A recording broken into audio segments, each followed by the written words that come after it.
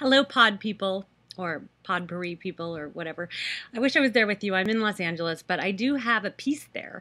And that's the beauty of the web, right? I can be here right now. I can be here in LA, but I'm also in New York with you. My piece was said live at the Moth once, and now it's on the web for anyone who wants to listen.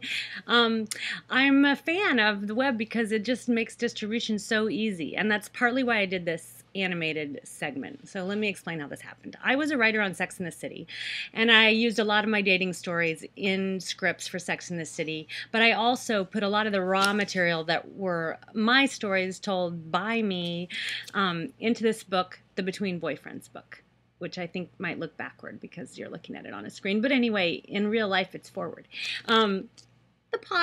The web has some limitations. Anyway, that's a bunch of stories that sort of go from breakup to your next boyfriend and all the stages in between. And someone had talked to me about possibly doing a web series based on this book. And they meant it to be live action. So to be like a live, you understand. Of course. So anyway, I didn't like that idea because I felt like I already did that. I already had written a lot of my raw material into stories for actors, and it was performed by some of the best actors there are, Sarah Jessica Parker and the rest. So I didn't want to dramatize my stories, but I did like the idea of being able to just read them as I had at readings when I did readings for the book and have someone animate them. And I think storytelling and hearing the story from the source, if it's a better story than the one I'm telling you right now, I'm sorry. You're probably like, great storytelling. But this is hard. I'm home alone. See, that's the only problem with the web is there's no audience. You don't get the audience. And I miss, then you can look at someone's face and go, they're confused. Like, you over there, you're confused. I would know that if I were there in the room, but I can sense it even from LA.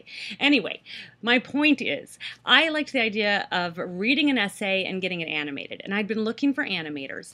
And then while I was in New York recently, and I was there because Liz Tuccillo had me write an episode of her 8-episode live soap, which was called Cedar City Falls, part of which was performed right there at the Galapagos Art Space. I was there writing that, and I was in New York where all things seem possible, as opposed to LA where nothing seems possible, even just recording this video from my bedroom. But anyway, in New York, everything seemed possible, and at 4 in the morning, I had been sent this link to Flash Rosenberg's art, and she animates live conversations at the New York Public Library. And one was called The Holocaust, and it was a discussion about the Holocaust, and she had animated it. And if you can imagine, I could see that there was whimsy to her animation, even when she was animating the Holocaust. Not that she was disrespectful. So it's a beautiful piece, and she's got great pieces, but I thought if she was animating something funny, that might be really good. So I emailed, at 4 in the morning. And I was like, I have this story. I'm in New York for 5 days. Do you think if I could get it recorded, you could get it animated? And we did this so quickly. I had a friend who was a sound editor who got me in, and I recorded my essays. And if this becomes a web series, maybe famous people will read the essays. But there's something charming about hearing the story from the person it happened to. And the Mile High and Dry Club is a completely true story, as were all the stories in my book.